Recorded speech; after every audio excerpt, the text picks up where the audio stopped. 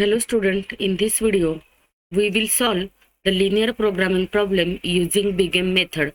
In previous video we learned how to solve the LPP using graphical method as well as simplex method, and various type of solution using both these method means alternate solution, unbounded solution, unique solution, degeneracy in LPP. All types we will already learn using these two methods. In this video, we'll learn what do we mean by artificial variable and how to use the artificial variable in BigM method. Let us see. Let us understand artificial variable. In a simplex method, we start a procedure with a basis matrix as identity matrix. But in practice, it is not always possible to get initial basis matrix as identity matrix. म्हणजे simplex मेथडमध्ये तुम्ही जेव्हा procedure सुरू करतात त्यावेळी तुम्हाला basis matrix हा identity matrix मिळतो. म्हणजे ज्या ठिकाणी तुम्ही स्लॅक व्हेरिएबल ॲड करतात तिथून तुमचा आयडेंटिटी मॅट्रिक्स त्यामध्ये एक्झिस्ट होतो आणि आपण त्याच पद्धतीने तिथून प्रोसिजर सुरू करतो. We get the identity matrix if all constants are less than or equal to type. But if constants are greater than or equal to type, in such a problem the difficulty arises is that we don't get a basis matrix as identity matrix. म्हणजे काय की तुम्हाला basis matrix हा identity matrix केव्हा मिळतो, जेव्हा तुमचे constraint हे less than or equal to type असतील. पण जर constant greater than or equal to type असेल तर आपण ऑब्वियसली सरप्लस व्हेरिएबल वापरतो आणि सरप्लस व्हेरिएबल वापरला तर आपण तो सबट्रॅक्ट करतो व्हेरिएबल आणि म्हणून तुम्हाला आयडेंटिटी मॅट्रिक्स तिथं मिळत नाही. आणि म्हणून आपण म्हणतो की ज्यावेळी less than or equal to constant असेल तेव्हा आयडेंटिटी मॅट्रिक्स एक्झिस्ट होईल. मग हे असं नाही झालं तर काय होतं बघा, we don't get identity matrix and number of iteration may be increases. आणि मग अशा केसेसमध्ये काय होतं, जेव्हा constant greater than or equal to असतील तेव्हा नंबर ऑफ इटरेशन हे वाढतात किंवा वाढण्याच्या शक्यता जास्त असतात. To overcome this difficulty we need to introduce a new type of variable known as a artificial variable. आणि म्हणून मग अशी डिफिकल्टी रिमूव्ह करण्यासाठी आपण एक नवीन टाईपचा व्हेरिएबल इंट्रोड्यूस करतो आणि तो व्हेरिएबल म्हणजेच आर्टिफिशियल व्हेरिएबल. त्याला आपण आर्टिफिशियल व्हेरिएबल म्हणतो. बघा, आर्टिफिशियल व्हेरिएबलचं काम काय असतं, इन जनरल जेव्हा तुम्ही आर्टिफिशियल गोष्टीचं मिनिंग तुम्हाला माहिती आहे आर्टिफिशियल ह्या शब्दाचा, तर जेव्हा आपण एखादा ज्वेलरीच्या बाबतीत घ्या, आर्टिफिशियल ज्वेलरी हे काय काम करते, ओरिजिनल सारखीच दिसते पण त्याचा यूज केल्याने आपलं काम तर पूर्ण होतं. म्हणजे काय की आपल्याला त्याच्याकडून जो उद्देश येतो आपण सफल करून घेतो, पण त्याचा उपयोग हा असून नसल्यासारखाच असतो. म्हणजे त्याच्या असण्याने किंवा नसण्याने काही फरक पडत नाही. म्हणजेच आणि मग ज्या वेळेस तुम्हाला LPP मध्ये असा आर्टिफिशियल व्हेरिएबल यूज करायचा असेल तेव्हा त्याची व्हॅल्यू घेतो आपण प्लस किंवा मायनस एम. जर आपला प्रॉब्लेम मॅक्सिमायझेशन टाईप असेल तर आपण मायनस एम घेतो, म्हणजे अपोजिट. मॅक्सिमाइज असेल तर काय घ्यायचा, मॅक्सिमायझेशनला मायनस एम आणि मिनिमायझेशनला प्लस एम. म्हणजे मॅक्स असेल तर मायनस एम आणि मिनिमायझेशन असेल तर plus M, where M is a very large quantity.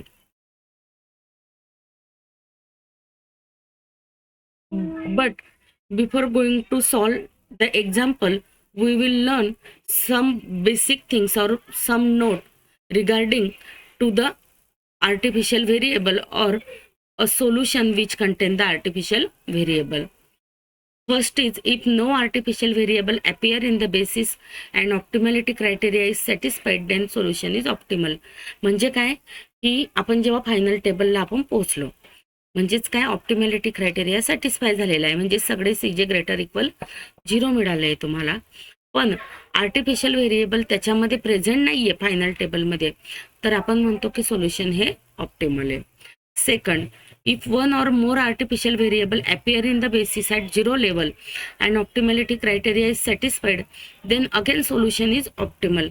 म्हणजे काय, की तो 0 लेवलला नसेल तर त्या ठिकाणी काय असेल, तो 0 लेवल म्हणजे नो आर्टिफिशियल.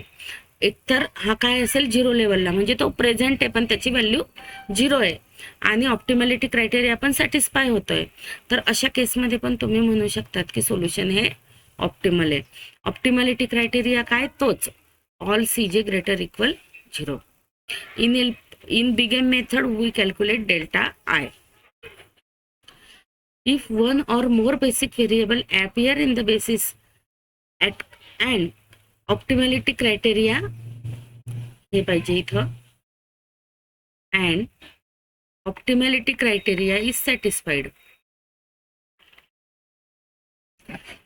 म्हणजे एक किंवा एकापेक्षा जास्तीचे आर्टिफिशियल व्हेरिएबल या ठिकाणी आपल्याला सापडताय पण ऑप्टिमॅलिटी क्रायटेरिया पण सॅटिस्फाय होतो आहे, then the original problem has a no solution. म्हणजे इथं actually appear in the basis पण ते कोणते, ऍट, इथं काय पाहिजे, ऍट पॉझिटिव्ह लेवल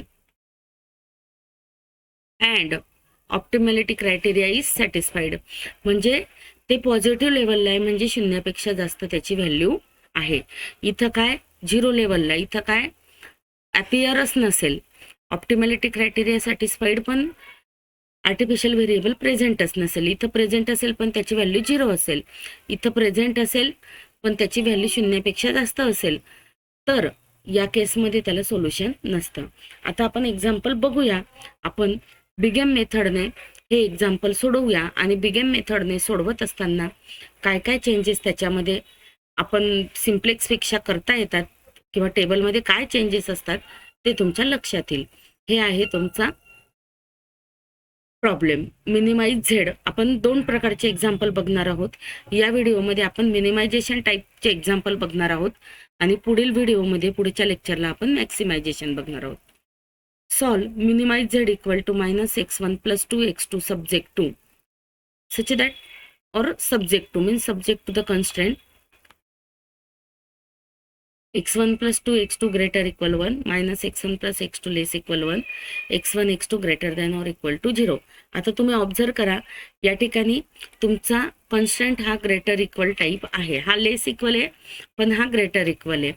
मग आपण बघितलं की यावेळेस आयडेंटिटी मॅट्रिक्स आपल्याला मिळत नाही. मग अशा वेळेस आपण काय करतो तर आर्टिफिशियल व्हेरिएबलचा यूज करून बेसिस मॅट्रिक्स याचा आयडेंटिटी मॅट्रिक्स आणतो. तर मग सगळ्यात पहिले तुमची स्टेप असते की दिलेला LPP हा आपल्याला स्टँडर्ड फॉर्मला कन्वर्ट करावा लागतो. तर सिम्प्लेक्स मेथडमध्ये आपल्याला फारसा ऑब्जेक्टिव्ह फंक्शनमध्ये आपण चेंज करत नव्हतो पण या ठिकाणी याच्यामध्ये चेंजेस होतात. कसे होतात ते बघा. सगळ्यात अगोदर आपण कॉन्स्टंट लिहूया. -x3 + W आर्टिफिशियल व्हेरिएबल हा घेत असताना इथं आता तुमचा प्रॉब्लेम कोणता आहे, मिनिमायझेशन टाईप आहे. म्हणजे आपलं ऑब्जेक्टिव्ह फंक्शन काय असेल, +m × W. एकच कॉन्स्टंट तुमचा हा ग्रेटर इक्वल आहे म्हणून फक्त मी W वापरते, नाही तर W1 W2 व्हेरिएबल आपल्याला वापरावे लागले असते. -x1 + x2 + x4 आता equal to 1. All xi greater equal 0. I कुठून कुठपर्यंत असतील, 1 to 4. कारण एक्झाम्पल्स मध्ये व्हेरिएबल किती वापरले, 4 आणि W सुद्धा तुमचा पॉझिटिव्हच असेल. तर हा झाला तुमचा स्टँडर्ड लिनियर प्रोग्रामिंग प्रॉब्लेम. म्हणजे याला आपण स्टँडर्ड फॉर्म मध्ये कन्वर्ट केलं. आता याचा टेबल काढतात कसा ते बघा. इकडं असेल तुमचा बेसिक व्हेरिएबल, या ठिकाणी असता CJ, या ठिकाणी असतं ZI. म्हणजे या डायरेक्शनने कोइफिशियंट घेतो आपण CJ चे आणि इथं आपण या डायरेक्शनने खाली घेतो ZI, झेडचे. व्हेरिएबल कोणते कोणते वापरले आपण,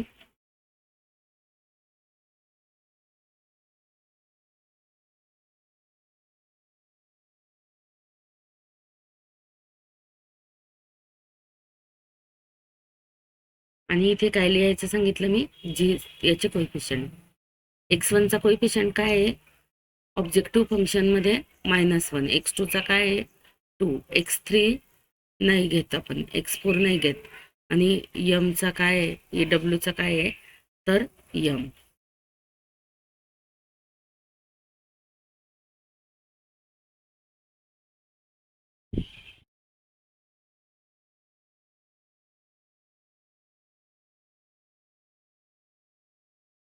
टेबल जरा व्यवस्थित काढायचा, म्हणजे पहिला टेबल पहिले समजून घ्या की तो कसा आपण लिहितोय.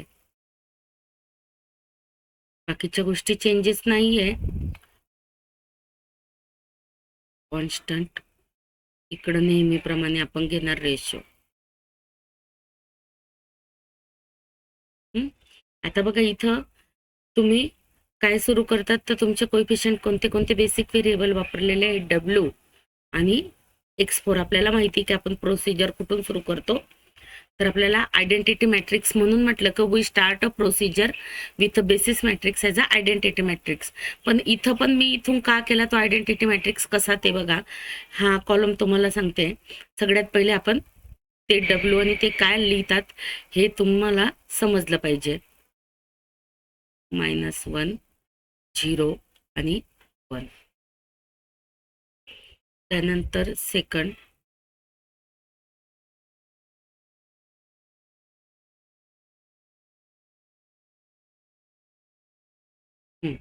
बघा या ठिकाणी तुम्हाला जर तुम्ही पाहिलं तर आपल्याला हा मॅट्रिक्स म्हणजे 0 1 1 0 असं आपल्याला ऍक्च्युली हा नाही आहे आपला, पण 1 0 आपण घेतला आणि हा 0 1 येतो.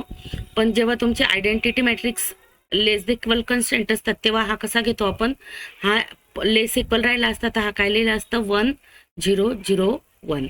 म्हणजे निगेटिव्ह, हा निगेटिव्ह काढून टाकण्यासाठी आपण काय करतो तर आर्टिफिशियल व्हेरिएबलने त्याच्या नंबर ऑफ इटरेशन इंट्रोड्यूस करून नंबर ऑफ इटरेशन कमी करतो. आता या ठिकाणी डब्ल्यू याचा कोइफिशियंट काय झेड आहे, म्हणजे झेड मध्ये तो किती आहे यम.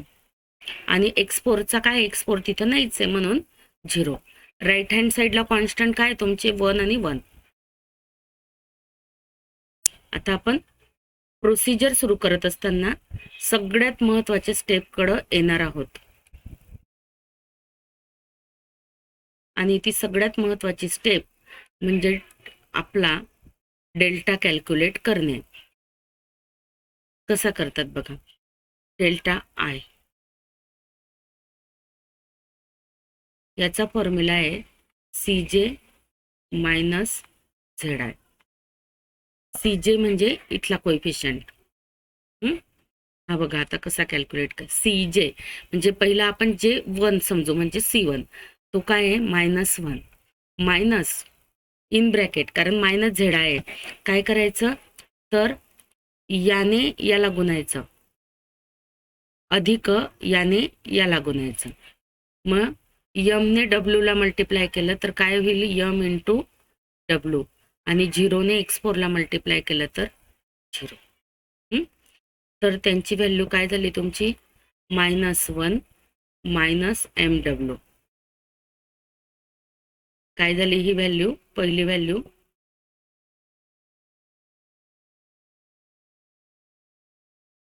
सॉरी डब्ल्यू यामध्ये नाही घ्यायचा, कोइफिशियंट बघतो आपण फक्त.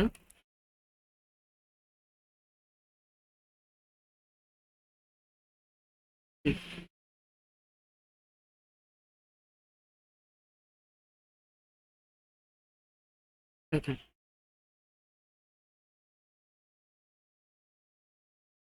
-1 आणि मायनस हा आणि हा याने याला मल्टिप्लाय करतो.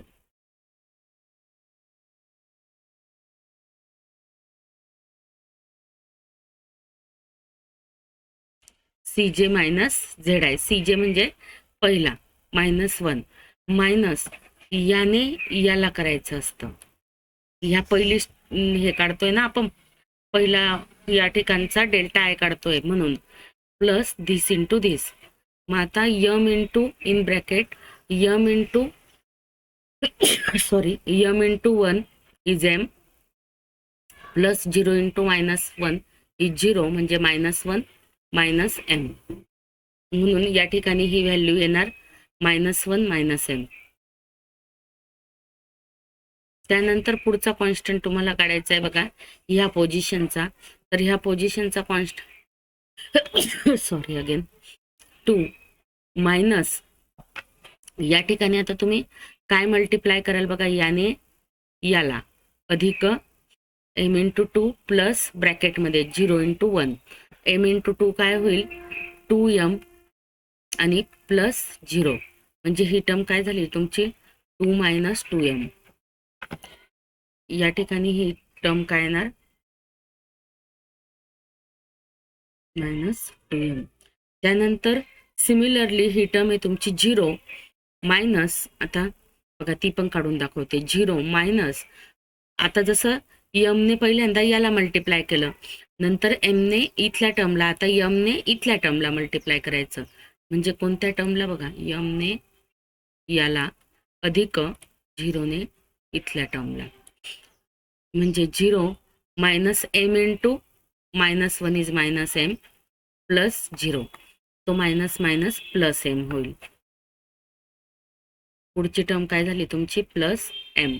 त्याच पद्धतीने हा तुमचा 0च येणार. 0 मायनस 0 इंटू m इज 0 म्हणजे बघा 0 minus m into 0 is 0. 0 into 1 is 0 म्हणजे ही टर्म काय येणार तुमची 0. त्याच नंतर इथली टर्म तुमची काय येणार बघा m, लास्टची term m minus last term आहे बघा m इंटू कशाला मल्टिप्लाय करणार आहे तुम्ही m ने ह्या 1 ला. m इंटू लास्ट टर्मचा कोइफिशियंट आहे 1. m into 1 is m plus 0 म्हणजे ही व्हॅल्यू काय झाली m मायनस m इज 0 म्हणजे ही व्हॅल्यू काय येणार तुमची पुन्हा 0. मग आता तुमची ही प्रोसिजर झाल्यानंतर तुम्हाला इथली टर्म तुम्ही तुमच्या इच्छेवरती एक घ्या किंवा नका घेऊ.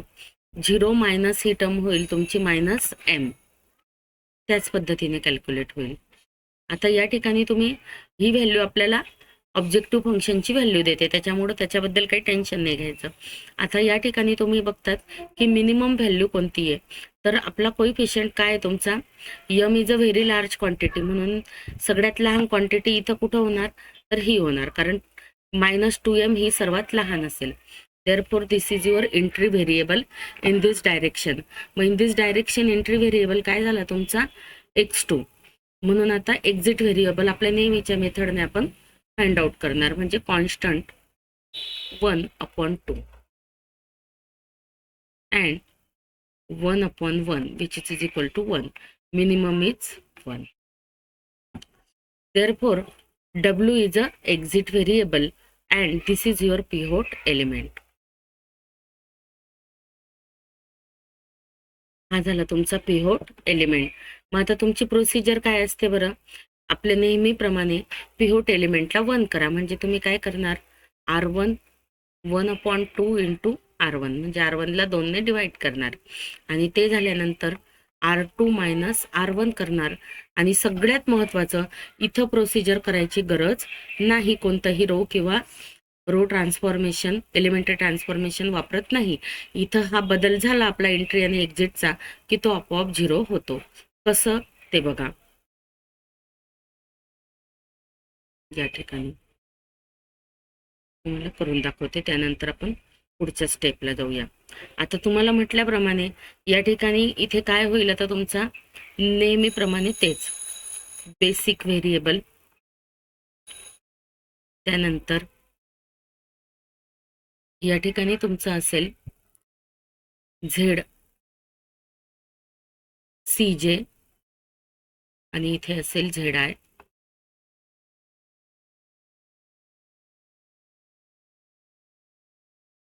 त्यानंतर हे कोइफिशियंट तसेच राहतील.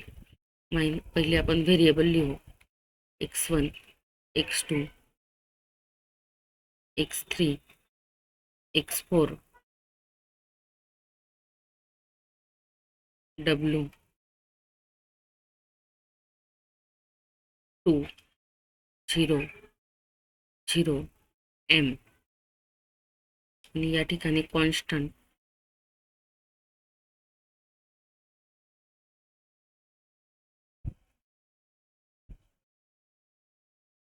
हे आपण रेशो घेतो. आता या ठिकाणी कोणता व्हेरिएबल तुमचा एंट्री व्हेरिएबल होतोय? x2, एक्झिट व्हेरिएबल w होतोय. आणि हा तुमचा ऑलरेडी कुठला व्हेरिएबल होता आपण इंट्रोड्यूस केलेला? x4.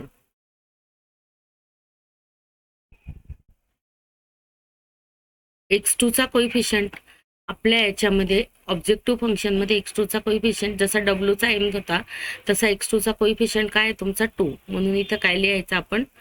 2. इथं हा 0च असेल. त्यानंतर आपण पहिल्या रोला 2 ने डिवाइड करतोय म्हणून ती व्हॅल्यू काय होईल? 1/2. त्यानंतर पुढची व्हॅल्यू होईल तुमची 2/2 इज 1. त्यानंतर -1/2. त्यानंतर पुढची व्हॅल्यू 0, 1/2 आणि कॉन्स्टंट पण तुमचा होईल 1/2. त्यांना पण आपण करतोय R1 - R2. मग -1 हा काय तुमचा कोइफिशियंट? -1. त्याच्यातून आपण हा सबट्रॅक्ट करतोय म्हणजे -1 इज -2. नाही, -1 मायनस आपण आता हा वापरतो. आपला हा आहे -1 आणि आपण त्याच्यातून काय करतोय? -1/2 करतोय म्हणजे 2 इट इज -2 - 1 इज -3/2. काय होईल हा तुमचा? -3/2. त्यानंतर 1 - 1 0.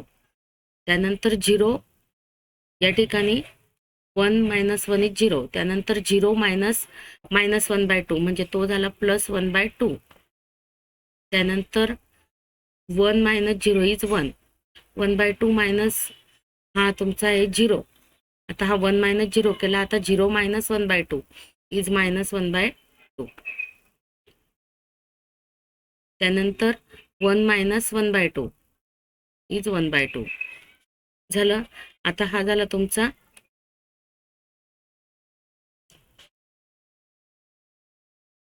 आता त्याच पद्धतीने तुम्ही काय काढणार? या ठिकाणी डेल्टा आय काढणार.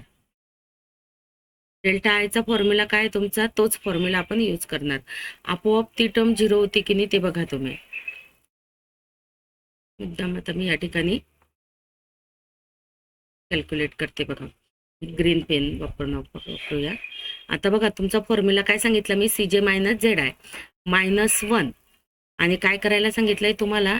याने याला मल्टिप्लाय करायचं अधिक याने याला म्हणजे -1 मायनस 2 × 1/2 काय होईल तो? 1 बरोबर प्लस 0 म्हणजे ही व्हॅल्यू काय होईल तुमची? या ठिकाणी -1 आणि -1 म्हणजे कोणती टर्म येईल या ठिकाणी? ही -2. त्यानंतर पहिली व्हॅल्यू तुमची ही 2. CJ तुमचा 2 मायनस 2 × 1 इज 2 प्लस 0 किती झाला तो? 0. बघा या ठिकाणी तुम्हाला काय करायचा होता? करस्पॉन्डिंग कॉलमचा एलिमेंट 0 करायचा. मी काय सांगितलं? कोणतंही एलिमेंटरी ऑपरेशन वापरायची गरज नाही. हे दोन आपण फक्त पहिल्या आणि दुसऱ्याला वापरलं. डेल्टाला वापरायची गरज नाही. कोइफिशियंट लिहिले की तो आपोआप 0 होतच असतो. त्यानंतर 0 minus 2 × -1/2 0 minus 2 × -1/2 is -1 plus 0. 0 - -1 is it is equal to बघा हा काय आहे तुमचा? 0 आणि 2 × -1/2 तो काय होणार? -1. 0 - -1 इज +1. Again 0 - 0 is 0.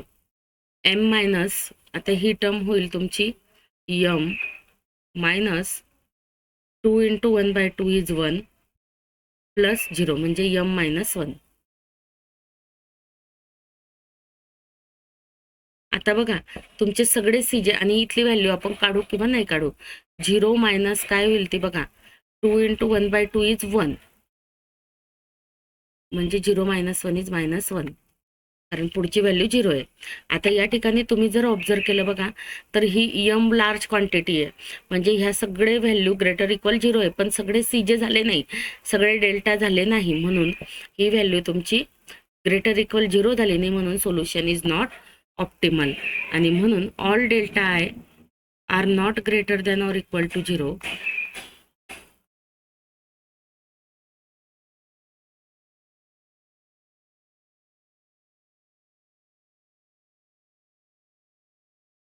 असं असेल तर solution is not optimal. Solution optimal नसेल. मग अशा वेळेस आपण पुन्हा तीच प्रोसिजर रिपीट करतो. म्हणजे मी पुन्हा काय करेल, रेशो घेईल. 1/2 अपॉन 1/2 इज 1. आणि निगेटिव्ह नंबरशी आपण रेशो घेत नाही, म्हणून ऑब्वियसली तुमचा हा व्हेरिएबल सिलेक्ट होईल. त्यानंतर हा झाला तुमचा पिव्होट एलिमेंट.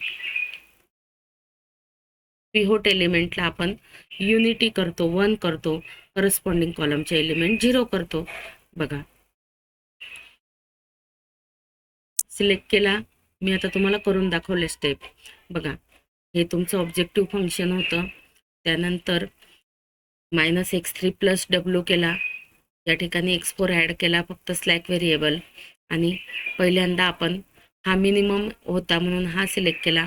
हा डेल्टा कसा कॅल्क्युलेट केला तेही तुम्हाला कॅल्क्युलेट करून दाखवलं. हा आपला पिव्होट एलिमेंट होता, याला 1/2 R1 केलं, R2 - R1 केलं. ही प्रोसिजर आपली करून झाली. बघा, ते केल्यानंतर तुमचा पुन्हा सगळे CJ ग्रेटर इक्वल 0 आले नाही, हीच टर्म आपल्या आलेल्या आहे. तर आपला पुन्हा हा CJ ग्रेटर म्हणजे डेल्टा आय ग्रेटर इक्वल 0 नाही आहे, तर हा इथं ZI या ठिकाणी असतो, या डायरेक्शनने खालच्या, आणि इकडच्या डायरेक्शनने असतो CJ.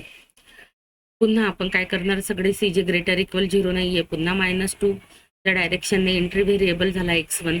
आणि त्यानंतर या ठिकाणी आपला मिनिमम रेशो जो आहे तो 1/2 अपॉन 1/2 1 झाला, पण निगेटिव्ह नंबरशी आपण रेशो घेत नाही, म्हणून आपण सिलेक्ट केला एंट्री व्हेरिएबल हा, आणि पिव्होट एलिमेंट झाला आपला 1/2. आता हा 1/2 झाल्यानंतर आपण काय करणार, याला 1 करणार, म्हणून आपण कोणते ऑपरेशन केले बघा, 2R1 आणि याला 0 करण्यासाठी R2 + 3 टाइम्स, कारण हा 1 झालेला असेल तुमचा आता, म्हणून हा 3/2 टाइम्स R1. बघा आता पुन्हा टेबल कसं होईल तुमचं. इथं व्हेरिएबल कोणते येतील तुमचे,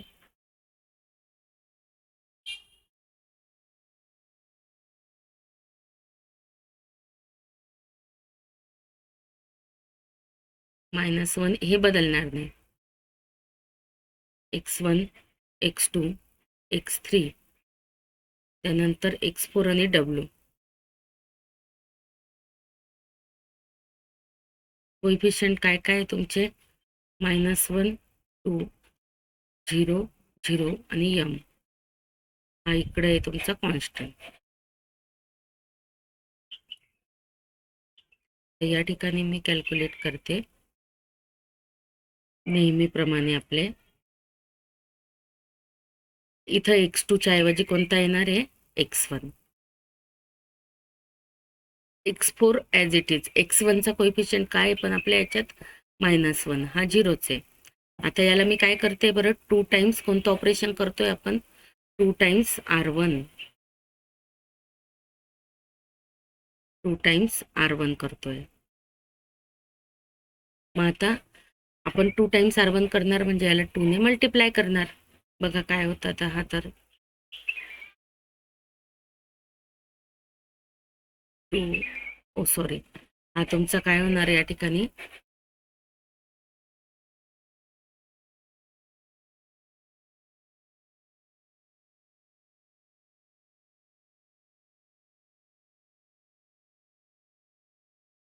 हा काय होणार तुमचा, मल्टिप्लाय केल्यानंतर 1 होईल. हा काय होईल, 2 ने मल्टिप्लाय केल्यावर 2 होईल. हा काय होईल, -1, हा होणार 0, हा होणार 1, आणि हा पण होणार तुमचा 1. आता मी याला 3/2 ने मल्टिप्लाय करते, ॲड करते, 0 होईल. 3/2 ने मल्टिप्लाय केलं तर 2 गेट्स कॅन्सल, म्हणजे याला 3/2 ने मल्टिप्लाय केलं, 3/2 इंटू 2 म्हणजे काय होईल, तो 3/2 इंटू R1 करतोय ना आपण, 2 इंटू 3/2, 3 गेट्स कॅन्सल, आणि तो याच्यामध्ये आपण ॲड करतोय, म्हणजे हे एलिमेंट काय झाला तुमचा 3. हे ऑपरेशन काळजीपूर्वक करायचे.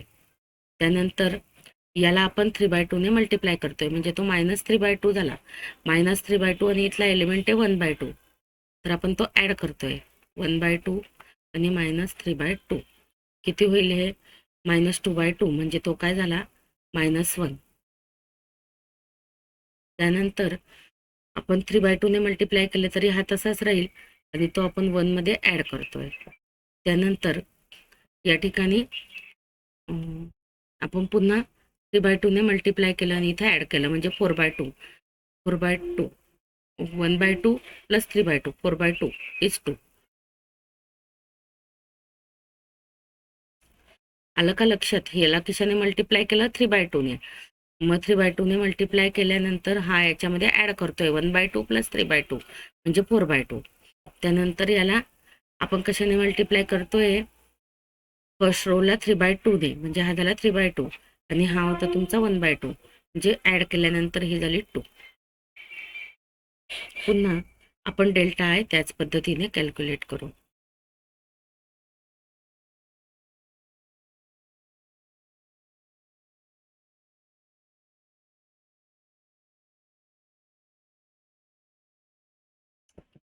डेल्टा आय त्याच पद्धतीने, त्याच फॉर्म्युला CJ मायनस ZI.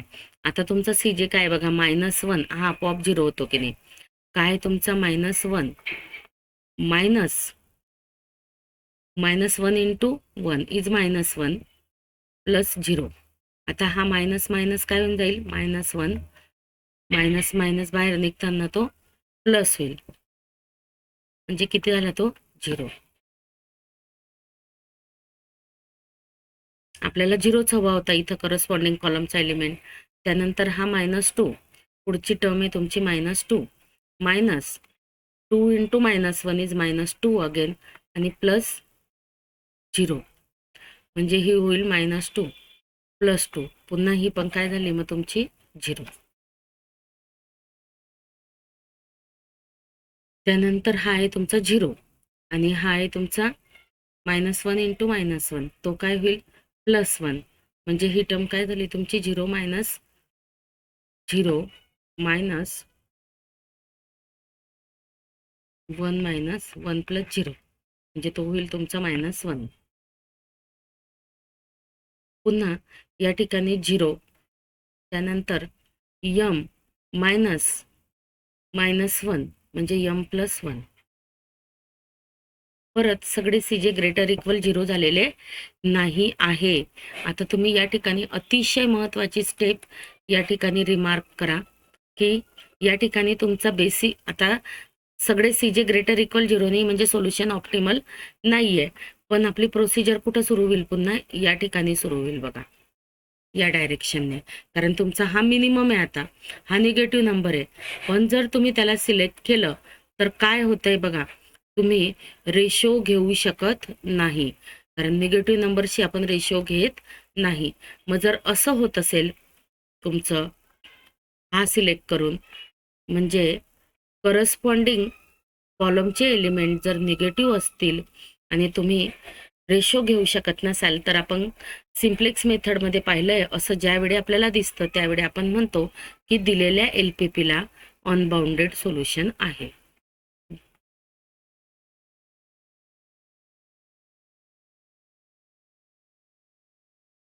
काय आहे तर अनबाउंडेड सोल्युशन आहे बघा, आपण सोडवलेलंच असेल ते. This integrate there exist unbounded solution. आपण सिम्प्लेक्स मेथडमध्ये याचं डिटेल लिहिलेलंच आहे की करस्पॉन्डिंग हा जो C3 आपण सिलेक्ट केला त्याचा करस्पॉन्डिंग व्हेरिएबल जे आहे म्हणजे कोणता, A11, A12, A13 आणि A23 हे निगेटिव्ह आहे, त्यामुळे आपण रेशो घेऊ शकत नाहीये, आणि म्हणून this indicates that the given LPP has a unbounded solution. या पद्धतीने बिगेन मेथड ही यूज करायची आहे. पुढचं जे एक्झाम्पल आहे बघा ते सिम्प्लेक्स मेथडने, पण त्याला काय केलेलं आहे, ऑब्जेक्टिव्ह फंक्शन हा तुमचा मॅक्सिमाइज आहे. म्हणजे आपण इथं काय यूज करणार या ठिकाणी, अरे हे एक्झाम्पल जे इथे बिगेम मेथड याला गरज नाहीये, कारण सगळे कन्स्टंट जे इथे कधी कधी तुम्हाला सिम्प्लेक्स मेथडने दिलेलं आहे बघा, आणि अल्टरनेट हे ऑलरेडी आपण बघितलेलं आहे. किंवा तुम्ही याला सहज सोडवू शकतात, हे लेस इक्वल आहे. सिम्प्लेक्स मेथड बघा, जर तुमचा, आणि प्रश्न जो विचारलेला आहे त्याच्याबद्दलच आपण इथं फक्त डिस्कस करूया. याला अल्टरनेट सोल्युशन आहे का? अल्टरनेट सोल्युशन केव्हा असतं? जर तुमचा बेसिक व्हेरिएबल हा काय असेल, व्हॅनिश होत असेल तर, म्हणजे बेसिक व्हेरिएबलची व्हॅल्यू 0 येत असेल तर. इथं बेसिक व्हेरिएबल कोणते कोणते? x1 आणि x2. याचा अर्थ तुम्ही जेव्हा सोल्युशन काढताय तेव्हा x1 किंवा x2 ची व्हॅल्यू 0 झालेली आहे. Let us C. सिम्प्लेक्स असलं तरी बघा, स्टँडर्ड फॉर्म आपण कन्वर्ट केला, objective function as it is राहील. 3 कन्स्टंट आहे, तिघी लेस इक्वल आहे म्हणून व्हेरिएबल वापरले 3, 4, 5. आणि याचाच अर्थ मी पुन्हा पुन्हा सांगते की आर्टिफिशियल व्हेरिएबलला आपण म्हटलं की we start a procedure with basis matrix as a identity matrix. म्हणजे जिथून आयडेंटिटी मॅट्रिक्स मिळतो तिथून आपण सुरुवात करतो. तर हा बघा, हा आयडेंटिटी मॅट्रिक्स आहे की नाही, 1 0 0 0 1 0 इथपर्यंतच, 0 0 1. मग म्हणूनच हे काय आहे, x3 x4 x5 याच्यापासून आपण प्रोसिजर सुरू करतो. नाही तर तुम्हाला कधी कधी असं मनामध्ये येऊ शकतो की टेबलमध्ये लिहिताना आपण बेसिक व्हेरिएबल लिहितो, मग इथं हे नॉन बेसिक व्हेरिएबल का घेतो? तर त्याचं कारणच हे की आपण प्रोसिजर कुठून सुरू करतो, बेसिक व्हेरिएबलचे सोल्युशन मिळवण्यासाठी. आयडेंटिटी मॅट्रिक्स जिथून सुरू होतो मग तो कुठून सुरू झाला आहे, x3 x4 x5. म्हणून मी या ठिकाणाहून प्रोसिजर सुरू केली. नेहमीप्रमाणे आपण -z लिहिला, मिनिमम -4 घेतला, रेशो घेतला 50/2 या ठिकाणी. त्यानंतर हा 2 1 1 आहे, 50/1 म्हणजे 50. 100/5 is 20 and 90/3 is 30. Minimum ratio is 20. Therefore, this is your pivot element. Make the pivot element as a unity and corresponding element in that column are equal to 0. Using this row operation. मग आपण जर हे केले तर काय झालं बघा, पहिल्यांदा आपण त्याला 1 म्हणजे या ठिकाणी तो 5 होता म्हणून या रोला मी 5 ने डिवाइड केलं. मग R1 मायनस R2 करणार आणि R3 plus R3 minus 3 times R2 करणार आणि R4 प्लस 10 टाइम्स R2 करणार.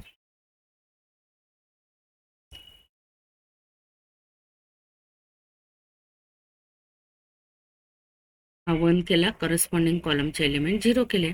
असं करत असताना आपल्याला सगळे सी जे काय आले या ठिकाणी ग्रेटर इक्वल 0 आले, आणि म्हणून आपण कन्क्लुजन काढू की सोल्युशन हे ऑप्टिमल आहे.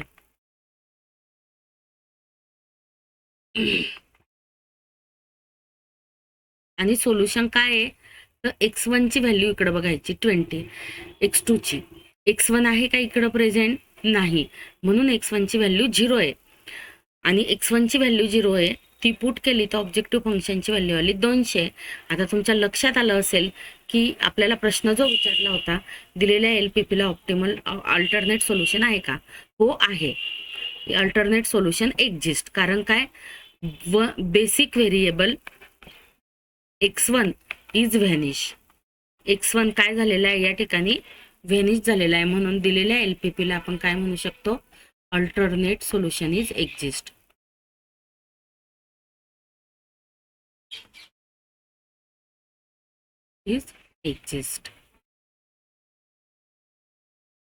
या पद्धतीने आपण याला सॉल्व्ह केलं.